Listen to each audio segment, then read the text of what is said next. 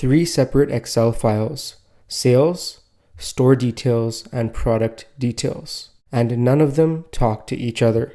Instead of messy VLOOKUPs or manual joins, I'm going to connect these tables in seconds using Power Pivot and turn them into one clean dynamic pivot table. And here's exactly how. So I have these three tables. This table contains all sales transaction details. It has the item IDs, store IDs, and then of course the units sold and the total sales revenue. This is a live table that is always updating. Over here I have store details. So I have store ID and then information about that store, such as its name, manager, and region. And as you can see, what's interesting is that the store ID here corresponds to the store ID given in the sales transactions table. The third table I have is the product details table. This table contains the item ID, item name, price, supplier, and other relevant information. What's interesting here is that I have item IDs, and these items IDs corresponds to the item IDs over here in our sales transaction details. So what's interesting is that item ID and store ID both have links to their own spreadsheets. I want to find a way to link these tables together using these two information columns and then generate a pivot table that shows me an aggregate view of all the data. In order to do this, we're going to be using Power Pivot to connect these tables together and establish a relationship between these three. Once we do so, we can create a pivot table that takes all of this information, consolidates it, and generates one report, one pivot table at once. The very first step I need to do in order to achieve this, for clarity purposes, I need to make sure these tables are properly named. So I'm going to go into the Table Design tab. I've already went ahead and named my tables. This one is called Sales Details, and this one is also named under Table Design. It's called Product Details. So the next step I need to do is load them up into Power Pivot. But the first thing I need to do is I need to enable Power Pivot in the first place. I already have Power Pivot in my ribbon, but if you don't, go ahead into the ribbon, double click it, go into Customize the ribbon, and over here you will find Power Pivot. Go ahead and check it off and then press OK. If you don't see it over here, an alternate way of getting Power Pivot into your ribbon is to go into the Data tab, go into this small green symbol you see under the Data Tools section, click on it, go into Manage Data Model. This will prompt you to get the Power Pivot add-in into your ribbon.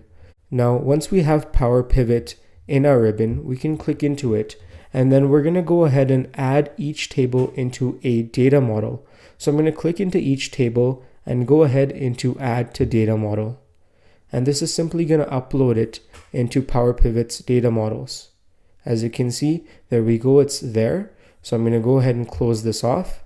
Now I'm going to repeat the same step for these two tables as well. Okay, so now all three tables are uploaded into Power Pivot, which means we can start to play around with them and establish the relationships. Now the relationships, as I mentioned, between these tables are the item ID and the store ID. This sales details transaction table is my main table, and the item ID over here corresponds to the item ID in the product details table, which shows me the item name, price, supplier, and other information. So just by having the item ID itself, I can actually go ahead and access all of this other information. Similarly, for the store ID, just with the store ID itself, I can link it to the store details table to be able to see the store name, manager, region, and all other information that will be on this table. Now what we can do is we can go back into Power Pivot, which we've already have an open tab for. I'm going to go ahead into View and I'm going to select Diagram View. Now what's happening is that the sales table is my main table, and I want to link the item ID to the product details item ID and the store ID to the store details store ID. Now in order to link this, I'm simply going to be dragging and dropping, but it's important how I drag because that makes all the difference. Store details table has store IDs that are unique, whereas the sales transaction table has store IDs that can be duplicate. which means that I'm going to start off over here in the store ID of the store details table and then drag my cursor towards the store ID of the sales details table.